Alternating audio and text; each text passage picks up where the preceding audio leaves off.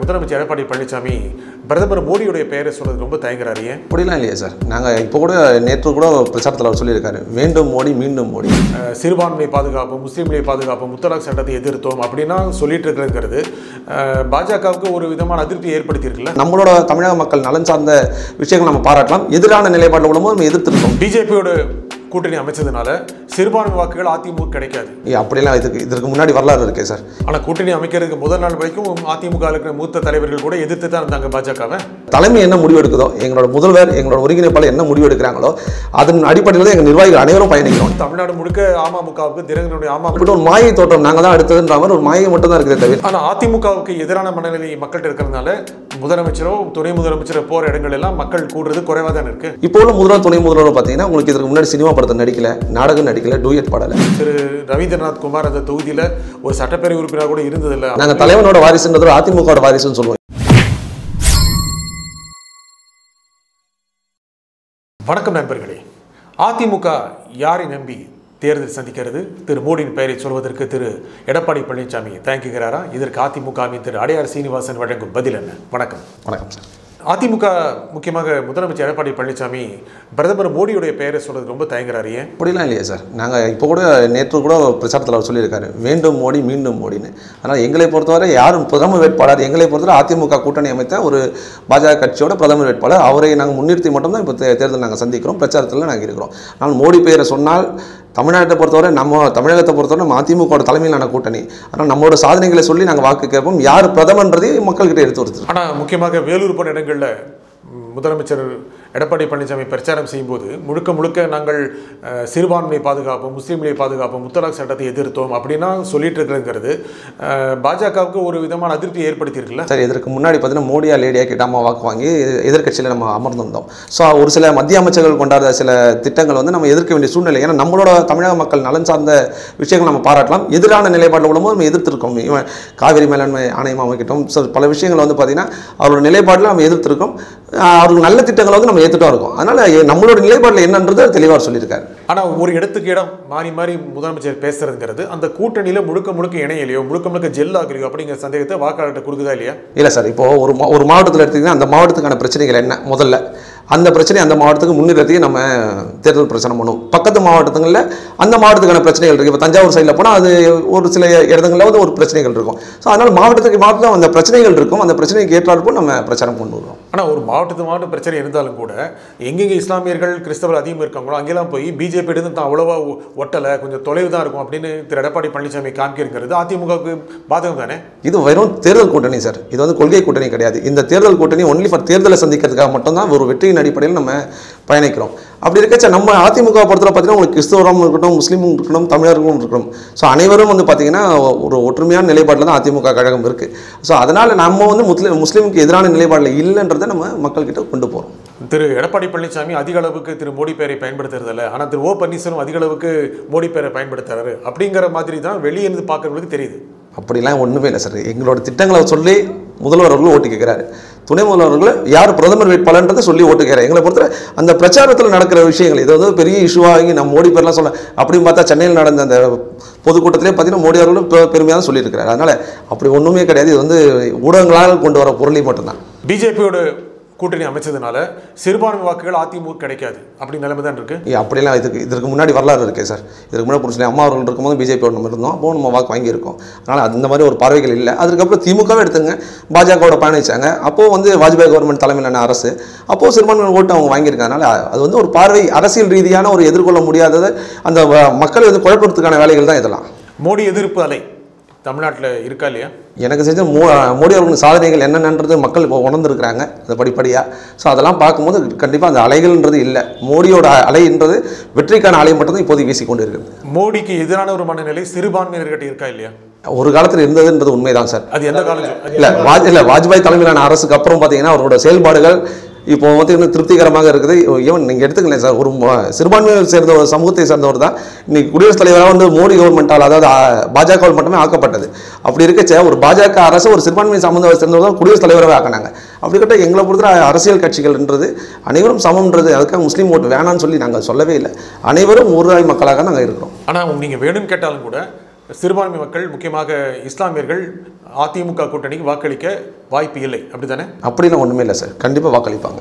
அதிமுகவுக்கு வரப்போகின்ற வந்திருக்கக்கூடிய சிறுபான்மை வாக்குகள், முக்கியமாக முஸ்லீம்கள், கிறிஸ்தவர்கள் வாக்குகள் திமுக அணிக்கோ அல்லது திரு தினகரனுடைய அமமுகவுக்கோ போக வாய்ப்பு இருக்கு. அதான் சார், இந்த திராவிட முன்னேற்ற கழகம் என்ன பண்ணுவாங்கன்னா, இந்த மதத்தை வச்சியும் சிறுபான்மையர் பெரும்பான்மை இந்த மாதிரி பிரித்து மக்களை குழப்ப பணிகள். அதாவது மக்கள் என்ன நினைக்கிறாங்கன்னா, யார் நமக்கு நல்ல பிரதமர், யார் நமக்கு நல்ல முதல்வர், யார் நல்ல திட்டங்கள் கொண்டு வராங்க, அதை பார்த்து தான் வாக்களிக்கிறாங்களே தவிர்த்து இவங்களை எந்த மதத்தை சார்ந்தவர் அப்படின்னு சொல்லி இதுவரையும் கிடையாது. அப்படி ஒரு குழப்ப நிலை வெறும் அரசியல் கட்சியின் ரீதியாக தான் இருக்குது, தவிர மக்கள் மனநிலை அப்படி இல்லை.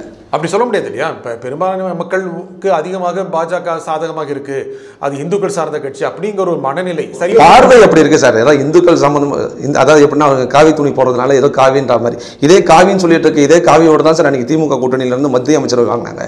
இதே காவிகளை வந்து, அதாவது பார்த்தீங்கன்னா கடந்த 2014 அதாவது பார்லிமெண்ட் எலெக்ஷனில் திமுகவும் பாஜக வந்து ஒதுக்கிச்சு, அதிமுக ஒதுக்குச்சு. ஸோ அப்படி இருக்கச்ச அந்த பாஜக வந்து தனியாக நிற்க வேண்டிய சூழ்நிலை வரும்போது, தனியாக கூட்டணியோட இல்லை முதல் கட்டத்தை நான் சொல்கிறேன், தனியாக நிற்க வேண்டிய சூழ்நிலை வரும்போது திரு வைகோ அவர்கள் தான் போய் பேசி அவரை வந்து ஒரு தேசிய ஜனநாயக கூட்டணியில் ஒரு ஃபார்ம் பண்ணி தமிழர் மணியன் அவர்கள் தேமுதிகவும் பாமக எல்லாம் இணைச்சு அவங்க வந்து சந்திச்சாங்க. இன்னைக்கு அதே வைகோ என்ன சொல்றாரு, மதவாத பாஜக நான் எல்லாருமே ஒதுக்கியப்போ நீங்கள் தானே கூட்டிட்டு வந்தீங்க, நீங்கள் வந்ததுக்கப்புறம் உங்களோட கூட்டணியில் தான் வெற்றி பெற்று திரு பொன் ராதாகிருஷ்ணன் அவர்கள் மத்திய அமைச்சர் ஆனார். இன்னைக்கு வந்து காவிகள் சொல்றது வந்து மக்கள் கிட்ட போடுற வேஷங்களாக தான் நம்ம பார்க்குறோம். ஆனால் கூட்டணி அமைக்கிறதுக்கு முதல் நாள் வரைக்கும் அதிமுக இருக்கிற மூத்த தலைவர்கள் கூட எதிர்த்து தான் இருந்தாங்க பாஜகவை.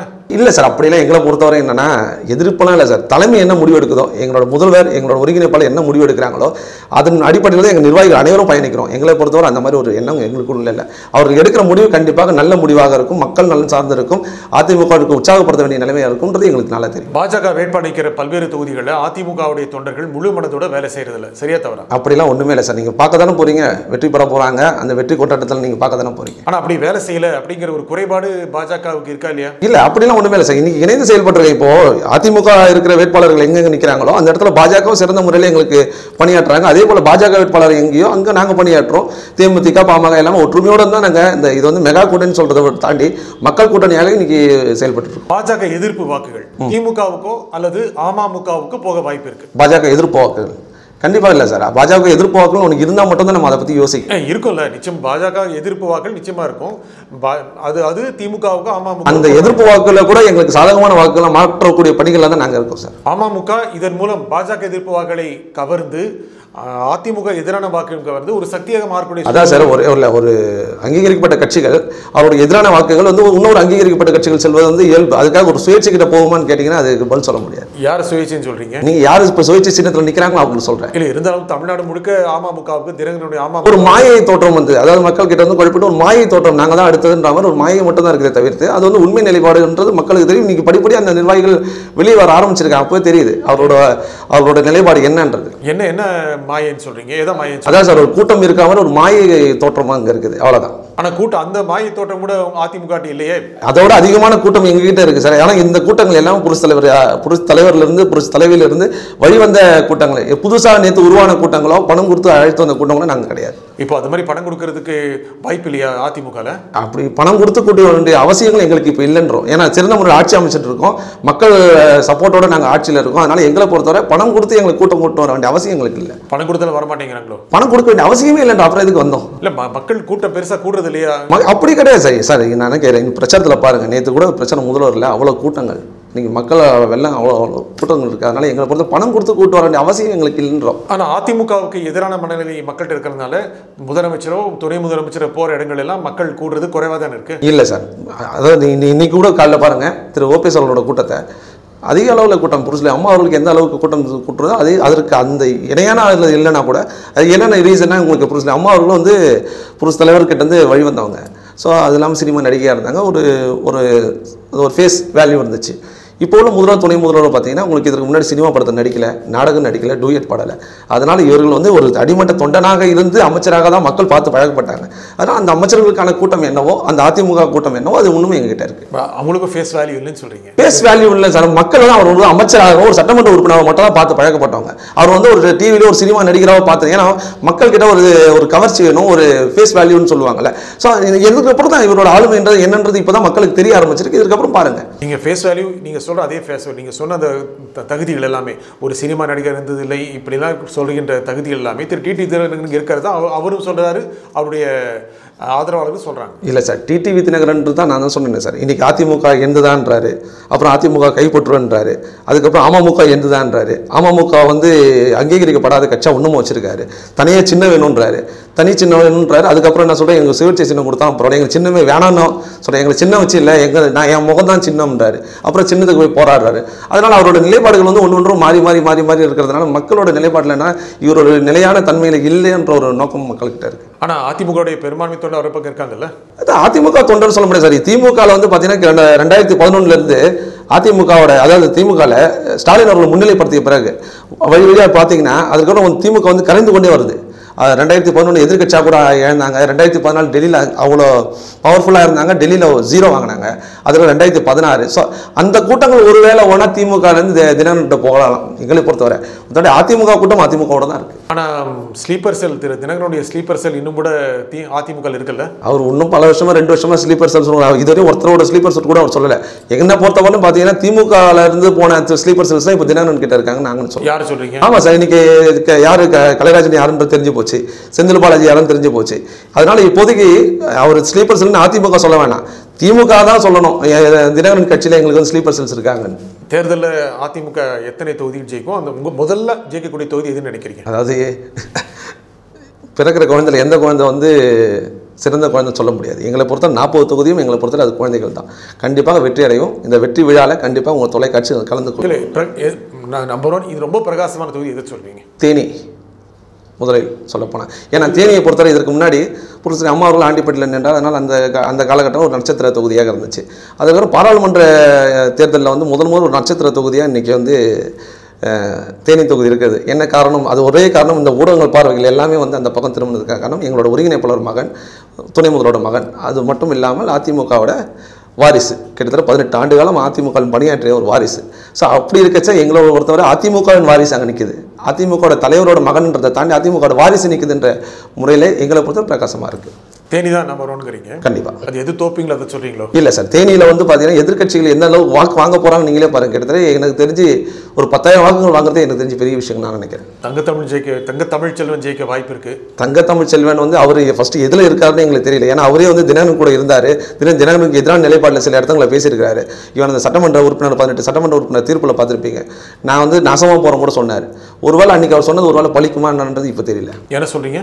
அதாவது தங்கத்தமிழ் செல்வன் என்ன சொல்லியிருந்தாலும் அந்த 18 சட்டமன்ற உறுப்பினர்கள் தகுதி இழக்கம் தீர்ப்பப்போ அன்றைக்கி ஈவினிங் ப்ரெஸ் மீட்டில் கொடுக்குறாரு. நாங்கள் நாசமாக போகிறோம், எப்படியாவது போகிறோம் அப்படின்னு சொல்கிறார் கோவத்தில். இன்றைக்கி அந்த தொகுதியில் அவர் நிற்கிறாரு. அந்த வார்த்தை அவருக்கு பழிக்கும்னு நினைக்கிறேன். இல்லை, மக்கள் அவருக்கு ஆதரவாக இருக்க வாய்ப்பு இருக்குல்ல. பார்ப்போம் சார், தேர்தல் வரப்போதில்லை, பார்ப்போம். எங்களை பொறுத்தவரை எங்களோட வெற்றி எங்களுக்கு கண் கூட தெரியுது பிரகாசமாக. நீங்கள் வாரிசு சொன்னீங்க, தொடர்ந்து அதிமுக வாரிசு நிற்க வைக்கிறாங்க. முக்கியமாக திரு ரவீந்திரநாத் குமார் அந்த தொகுதியில் ஒரு சட்டப்பேரவை உறுப்பினர் கூட இருந்ததில்லை. நாங்கள் தலைவனோட வாரிசுன்றது அதிமுகவோட வாரிசுன்னு சொல்லுவோம். என்னன்னா திரு ரவீந்திரநாத் அவர்கள் நேற்று வெளிநாட்டிலேருந்து வந்து இன்றைக்கி அவர் அரசியல் கட்சிக்குள்ளே வந்துட்டு உடனே வேட்பாளர் ஆகலை. தமிழச்சி மாதிரி இன்றைக்கி திமுக கொடுத்துருக்காங்க. அந்த மாதிரி எங்களை பொறுத்தவரை அவர் கிட்டத்தட்ட 18 ஆண்டு காலம் கட்சியில் பணியாற்றிருக்காரு. கிளை கழகத்திலேருந்து வந்திருக்காரு. அம்மா அவர்களால் வந்து மாவட்ட செயலாளருக்கு இணையான ஒரு பதவி பாசறையில் கொடுத்துருக்காங்க. அது அப்படி தான் வந்திருக்காரு. அவர் இன்றைக்கி நேற்று வந்து உடனே கொடுக்கல. இன்றைக்கும் அம்மா இருந்திருந்தால் அவர் கண்டிப்பாக அந்த இடத்துல வாய்ப்புகள் கண்டிப்பாக கொடுத்துருப்பாங்க. ஆனால் நீங்கள் வாரிசு சொன்னதுனாலேயே அதுவே அவருக்கு நாங்கள் சொல்கிற வாரிசுன்றது அதிமுகவின் ரத்த வாரிசு, அதிமுகவின் சொந்தம். நாங்கள் சொல்கிறோம் இப்போது எங்கள் வீட்டு பிள்ளை மாதிரி தான் அவர். எங்களோட அதிமுகவின் வாரிசு. நாங்கள் தலைவரோட வாரிசு நான் சொல்லவே இல்லை, அதிமுகவின் வாரிசு தான் நாங்கள் சொல்கிறோம். தங்கத்தமிழ்ச்செல்வன் அதிமுக வாரிசு இல்லையா? தங்கத்தமிழ்ச்செல்வன் அதிமுக வாரிசாக இருந்ததுனால அவர் இன்னும் அதிமுக தான் இருந்திருக்கணும். அதற்காக ஒரு தனி கோஷ்டி பிரித்து ஒரு தனி அணியாக பிரித்து மக்களை குழப்பி நிர்வாகிகளை குழப்பி இன்றைக்கி வந்து அதிமுக பிளவுபட வேண்டும் என்ற எண்ணத்தோட புரட்சி அம்மா அவர்கள் சட்டமன்றத்தில் என்ன சொன்னாங்க, 100 ஆண்டு காலமானாலும் அதிமுக நிலைக்கணும்னு சொன்னாங்க. அதற்கு எதிரான ஒரு கொள்கையில் இன்றைக்கி தங்கத்தமிழ்ச்செல்வன் இருக்காரு. அதனால் அவர் அதிமுக வாரிசுன்னு சொல்ல முடியாது. மதுரை போன்ற இடங்களில் ராஜன் செல்லப்பாவோட பையன் நிற்க வச்சதுல அதிமுக நிர்வாகிகள் பலருக்கு அதிருப்தி இருக்கு. அங்கே அதிமுக தோற்குவாங்க நிலையை கூட இருக்கு. நாங்கள் இப்போ இந்த வாரிசுன்னு எடுத்துட்டோம்னா திரு ரவீந்திரநாத், ஜெயவர்தன், ராஜன் சத்யா, இவர்கள் 3 பேரோட வித்தியாசம் சொல்கிறேன். இவர்கள் நீங்கள் வாரிசுன்றது குவாலிட்டி, அதாவது வாரிசுன்ற ஒரு தலைவரோட மகனாக பிறந்துட்டான்றதுக்காக அவர் நம்ம புறக்கணிக்க முடியாது. அவரோட செயல்பாடுகள் என்ன, கட்சிக்கான பணிகள் என்னன்னு நம்ம பார்க்கணும். உதாரணத்துக்கு வந்து ஜெயவர்தன் அவர்கள் அம்மா அவர்களால் அவங்க தான் பெயரை வச்சாங்க. அது மட்டும் இல்லாமல் நாடாளுமன்ற தொகுதியில் அவர் நிற்க வச்சாங்க. தென்சென்னையில் வெற்றி அடைஞ்சார். இப்போ நாடாளுமன்ற உறுப்பினர் ஆகிறார். ஸோ அது அம்மா இருக்கும்போதே கை கட்டப்பட்ட நபர். அதே போல் ராஜன் சத்யா முதல் அதிமுக ஐடி விங் என்று உருவாக்கப்பட்டு அதில் வந்து செயலாளராக, இணைச் செயலாளராக பதவி கொடுக்கப்பட்டது. ஸோ அப்படி இருக்கச்சு அம்மாவால் கை கட்டப்பட்ட ஒரு நபர். அதே போல தான் திரு ரவீந்திரநாத் அவர்களும் அம்மா அவர்களால் 18 ஆண்டுகளுக்கு முன்னாடி அரசியலுக்கு ஈர்க்கப்பட்டவர். ஆனால் எங்களை பற்றி இது எங்கே வாரிசு வந்தது? இது வாரிசுன்னா நம்ம யாரை சொல்லணும்னா திமுக சொல்லணும். திமுகவில் வந்து அவர் வேட்பாளர் பட்டியல் படிக்கும்போது நான் கூட நினச்சேன் நல்ல வேட்பாளர் இறக்குவார்னு நினச்சேன். ஆனால் அவர் இறக்கிய ஆளுகள் எல்லாமே பார்த்தீங்கன்னா ரேஷன் கடையில் உள்ள அவங்க குடும்ப உறுப்பினர்கள் தான். இங்கே வடசென்னையில் கலாநிதி, இங்கே தயாநிதி, அங்கே இன்னும் உதயநிதி மட்டும் தான் கொடுக்கல, எல்லாம் நிதியாக தான் வந்துட்டு இருக்காங்க. அதனால் அவருக்கு வந்து கவர்ச்சியும் கரன்சியும் நம்பி இருக்கிறாங்க. நாங்கள் வந்து சர்வீஸும் சாக்ரிஃபைஸையும் நம்பி எங்களுக்கு கட்சி கவர்ச்சி இல்லைன்னு சொல்லிங்க உங்ககிட்ட. கண்டிப்பாக சார் மக்கள்கிட்ட எளிதாக அணுகுமுறையில் வர தலைவனுக்கு கவர்ச்சி தேவையில்லை சார். உங்களுக்கு கரன்சி இருக்கு. கரன்சி இருந்ததுன்னா என்னாலும் நாங்கள் வெற்றி அடைவோம்னு கண்டிப்பாக நாங்கள் சொல்லிட்டு நாங்கள் எங்களை பொறுத்தவரை இந்த கலப்பே இருக்காது. இந்த கரன்சி வச்சு தேர்தலை சந்திக்கிறது யாருன்னா தினகரனும் திமுக மட்டும்தான். கரன்சி இருந்தாலும் ஜெயிச்சலாம்னு சொல்றீங்க. கரன்சியை தான் அவங்க ஆர்கே நகரில் எப்படி இறச்சாங்கன்னு உங்களுக்கு தான் தெரியுமே. நீங்க கரன்சி வச்சு தான் ஜெயிக்க முடியும்னு சொல்றீங்க. கரன்சியை வச்சு தான் நாங்கள் ஜெயிக்கணும்னு நினைச்சா ஆர்கே நகரில் ஜெயிச்சிருப்போமே சொல்றேன். கரன்சியை நம்பி தான் ஜெயிக்கணும்ன்ற எண்ணத்தின் அடிப்படையில் இருக்கிறது 2 பேர் தான். ஒன்று திமுக, ஒன்று தினகரன். 2 தீ தான். எங்களை பொறுத்தவரை அது என்றைக்குமே மக்களை எரிக்கக்கூடிய தீயாக தான் இருக்கும். எங்களை பொறுத்தவரை அதிமுக என்பது மக்களுக்கான கட்சி, மக்களின் எப்படின்னா மக்களை வாழ வைக்கக்கூடிய, வாழ்வாதாரம் அளிக்கக்கூடிய கட்சியாக இருக்கிறதுன்னு எங்களுக்கு. ஆனால் திரு எடப்பாடி பழனிசாமி எந்த கூட்டத்துக்கு போனாலும் திரு ஸ்டாலின் என்ன சொல்றாரோ அதற்கு பதில் தான் சொல்ல வேண்டியது இருக்கு, தவிர சொந்தமாக எதுவுமே பேச மாட்டேங்க. சார், ஸ்டாலின் வந்து ஒரு எதிர்கட்சி தலைவராக இருந்து ஆனால் இன்ன வரையும் அந்த அரசியல் அணுகுமுறை என்ன, அரசியல் பக்குவம் என்னன்றது இன்னமும் அவர் பயில முடியல. அதாவது எப்படின்னா ஒரு மேடை கிடைச்சது, ஒரு மைக்கு கிடைச்சது, என்னென்னவோ வளர்றாரு. இவன் கொடநாடை பற்றி பேசுகிறாரு. கொடநாடு என்னன்றது ஃபுல் நிலவரமும் இன்னும் நிலுவையில் இருக்குது. ஒன்றுமே தெரியாமல் உடனே வந்து கொடநாடை பற்றி சொல்கிறாரு, பொள்ளாச்சியை பற்றி சொல்கிறாரு. பொள்ளாச்சிக்கு அண்ணன் எடப்பாடிக்கு என்ன சம்பந்தம், அதை 2 இணைக்கிறாரு. அதனால் மக்கள் கிட்ட போய் தவறான தகவலை கொடுத்து அது மூலிமா ஓட்டு வாங்க முடியுமான்னு கேட்குறாரு. நடுவில் இப்போ 2 நாட்கள் முன்னாடி கூட ஒரு பிரச்சாரத்தில் ஒரு வார்த்தை சொல்கிறாரு, புரிசிலை அம்மா அவர்கள் அப்படின்றாரு. இதுவரை ஸ்டாலின் வாயால் புரிசிலை அம்மா அவர்கள் கேட்கும்போது எங்கள் அதிமுக தொண்டர்களுக்கெல்லாம் வந்து காது கேட்கறதுக்கு இனிமையாக இருக்குது. ஏன்னா இன்னைக்கு அவரோட தந்தை பேரை சொல்லி கூட வாக்கு வாங்க முடியாத ஸ்டாலின் இன்னைக்கு அம்மாவோட பேரை சொல்லி மறுபடியும் மக்களை ஏமாற்ற பார்க்குறாரு. அப்படி சொல்லக்கூடாதுன்னு சொல்றீங்களா? சொல்லலாம்ன்றத ஏதாவது அம்மா இருக்கும்போது இந்த வார்த்தையை சொல்லியிருந்தானா எங்களுக்கே ரொம்ப மகிழ்ச்சியாக இருந்திருக்கும். இன்னைக்கு அம்மான்ற வார்த்தையை சொன்னாதான் அங்கே ஓட்டு திமுகவே வரும்ன்ற நிலைமைக்கு நீ ஸ்டாலின் வந்துட்டாரு தான் சொல்லுவாங்க. அந்த மாதிரி சொன்னால் ஓட்டு கொடுத்துருவீங்கன்னு சொல்றீங்க. மக்களை வந்து என்ன நினைப்பாங்க சார்? மக்களோட என்ன சொல்றாருன்னா அதிமுக இப்போ இவர் யாரை சொல்லி வாக்கு கேட்கணும்? அவரோட தந்தையார் சொல்லி அவர் சொல்றாரு, நான் கலைஞரோட மகனாக வருகிறேன்றார். கலைஞரோட மகனாக வாங்க, உங்களுக்கு தவறு இல்லை. அந்த இடத்துல போய் சரி அம்மாவோட ஆட்சி நான் மீண்டும் நினைப்போம்னா அப்போ அம்மாவோட ஆட்சி சிறந்த ஆட்சின்றதை ஒத்துக்கிறாரா? அதுதான் நான் எங்களோட கேள்வி. 2வது இந்த ராகுல் காந்தி அவர்கள் வந்து இந்த 72,000 ரூபாய் சொல்லியிருந்தார். அதில் என்னன்னா பாச்சதமாக அதுக்கு பதில் அளிக்கிறாரு.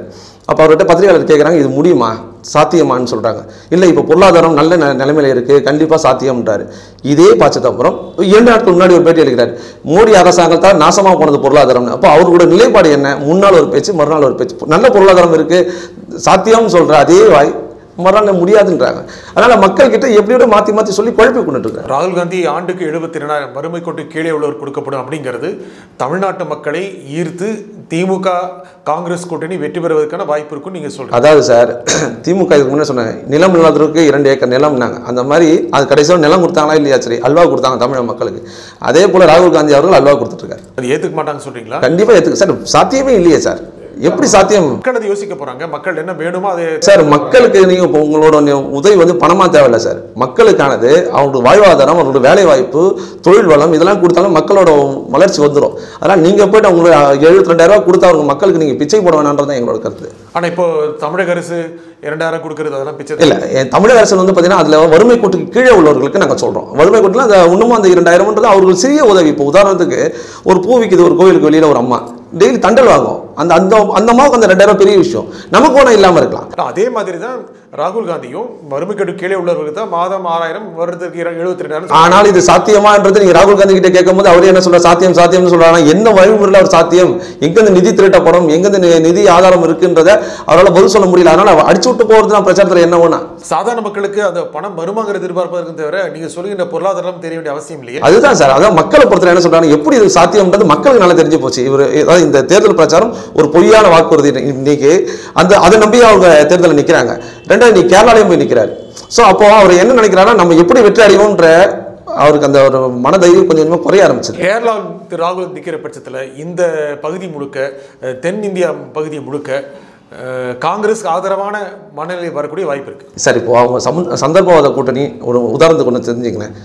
கேரளாவை பொறுத்தவரை கம்யூனிஸ்டும் காங்கிரஸும் எதிரெதிர் நிலைப்பாடு. தமிழகத்தில் கம்யூனிஸ்டும் காங்கிரஸும் ஒரே நிலைப்பாடு. வெஸ்ட் பெங்காலில் கம்யூனிஸ்டும் காங்கிரஸ் வேற ஒரு நிலைப்பாடு. ஸோ அவங்க மாநிலத்துக்கு மாநிலம் மக்களை ஏமாற்றி கொண்டு கூட்டணி அமைக்கிறதா அதாவது எப்படின்னா ஒரு போலியான முகத்தோட்டத்தோடு வராங்க. ஆனால் மக்களுக்கு புரியும் காங்கிரஸோட தமிழகத்தோட துரோகங்கள் என்னென்னு, நம்மளோட ரத்த சொந்தம் ஈழப்படுகொலை என்ன நடந்துச்சு, அன்னைக்கு வந்து அந்த ஈழப்படுகொலை துணையாக இருந்த திமுக இன்னைக்கு என்ன நிலைப்பாட்டில் இருக்கிறாங்க.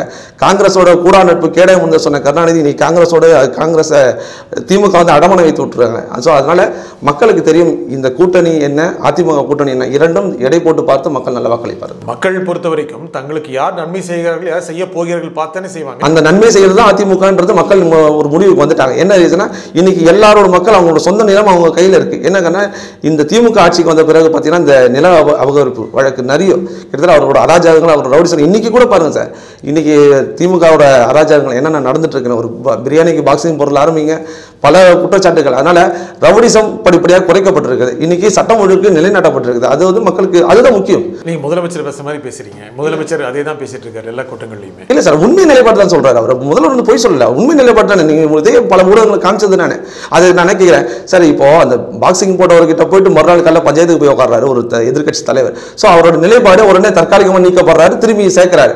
எங்களை பொறுத்தவரை ஒரு நிர்வாகி தவறு செய்தால் நீக்கம் தான். அந்த தற்காலிகம், தவறு செய்தால் தவறு தான், குற்றம் செய்தால் குற்றம். அவன் ஜெயிலுக்கு தான் போய் ஆகணும். அதுக்காக தற்காலிகம் சொல்லிட்டு சேர்க்கறதுல வந்து என்னடா அப்போனா ஒரு தொண்டனை கூட இழக்க திமுக விரும்பலையா. அந்த தொண்டனோட வாக்கு இப்போ இருக்கிறது அவங்களோட வாக்கு சிறிய வாக்கு. இதே மாதிரி தான் திரு ஓ பன்னீர்செல்வத்துடைய சகோதரர் நீக்கி ஒரு 10 நாள் சேர்த்து சார்.